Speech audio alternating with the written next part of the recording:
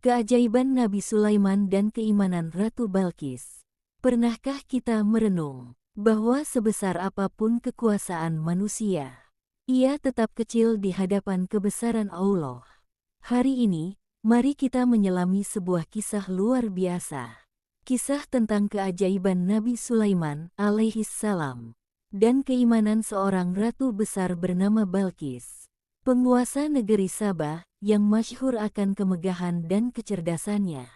Sebelum kita lanjut, silakan niatkan hati. Semoga kisah ini bukan sekadar cerita, tetapi menjadi cahaya bagi iman kita. Dan jika sahabat merasa tersentuh, jangan lupa tekan like, share, dan subscribe channel ini agar kebaikan ini terus mengalir kepada banyak jiwa. Assalamualaikum warahmatullahi wabarakatuh. Syukur alhamdulillah kita dapat bersama kembali di channel Nur Hidayah. Semoga kita semua senantiasa ada dalam lindungannya, diberi kesehatan lahir dan batin, dimudahkan dalam setiap urusan dunia dan akhirat. Amin ya robbal alamin. Sahabat Nur Hidayah yang dirahmati Allah, kerajaan Nabi Sulaiman dan keajaiban yang Allah berikan. Sahabat, Nabi Sulaiman bukanlah raja biasa. Beliau adalah nabi sekaligus pemimpin agung, yang Allah karuniakan kekuasaan yang belum pernah diberikan kepada siapapun sebelumnya. Allah menundukkan angin, yang berembus sesuai perintahnya. Allah menundukkan jin, yang membangun istana, benteng, dan bangunan megah. Bahkan hewan dan burung tunduk di bawah kepemimpinannya. Namun yang paling indah, Nabi Sulaiman tidak sombong. Setiap nikmat, selalu beliau kembalikan kepada Allah. Disinilah kita belajar, sahabat. Kekuasaan tanpa iman melahirkan kesombongan. Namun kekuasaan yang dibingkai iman melahirkan kerendahan hati.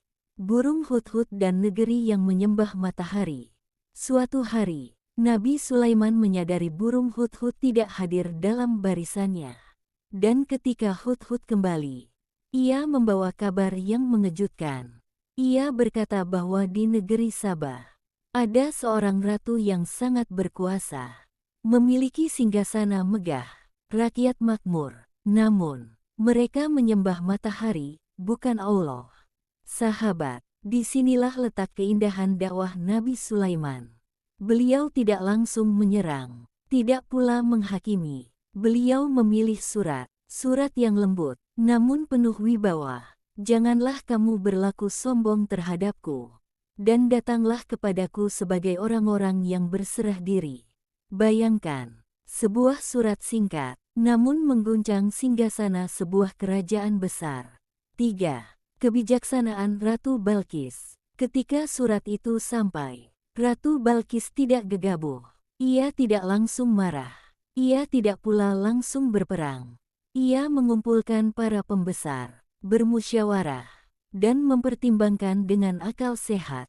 Inilah keistimewaan Ratu Balqis. Ia bukan hanya kuat, tetapi bijaksana. Ia memilih mengirim hadiah besar kepada Nabi Sulaiman untuk menguji apakah ini raja duniawi atau benar-benar utusan Tuhan. Namun sahabat, Nabi Sulaiman menolak hadiah itu. Beliau menunjukkan bahwa dakwah bukan tentang harta, melainkan tentang kebenaran. 4. Singgasana yang berpindah dalam sekejap. Inilah bagian yang paling menggetarkan. Ketika Ratu Balqis memutuskan datang, Nabi Sulaiman bertanya kepada para pengikutnya, siapa yang mampu memindahkan singgasananya sebelum ia datang? Jin Ifrit menawarkan kekuatan. Namun seorang yang memiliki ilmu dari Allah berkata, dalam sekejap mata, dan singgasana Ratu Balqis berpindah. Sahabat, ini bukan sulap, ini bukan sihir, ini adalah keajaiban dari Allah. Untuk menunjukkan bahwa kekuasaan manusia tak berarti tanpa izinnya.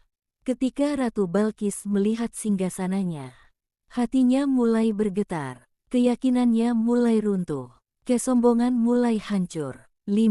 Keimanan Ratu Balqis dan pelajaran besar bagi kita. Puncaknya adalah ketika Ratu Balqis memasuki istana Nabi Sulaiman. Ia mengira lantai kaca adalah air. Dan tersingkaplah betapa agungnya ciptaan Allah. Saat itulah ia berkata dengan penuh ketundukan, "Ya Tuhanku, sungguh aku telah menzalimi diriku sendiri. Dan aku berserah diri bersama Sulaiman kepada Allah, Tuhan seluruh alam."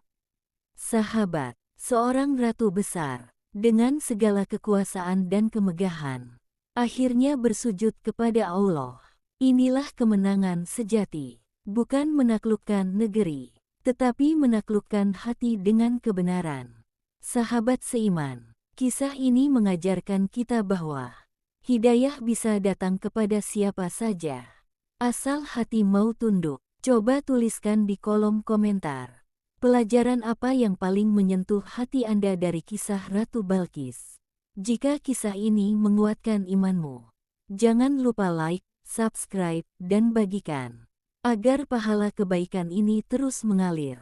Semoga kita dijauhkan dari kesombongan, dan diberi hati seperti Ratu Balkis, yang berani tunduk pada kebenaran.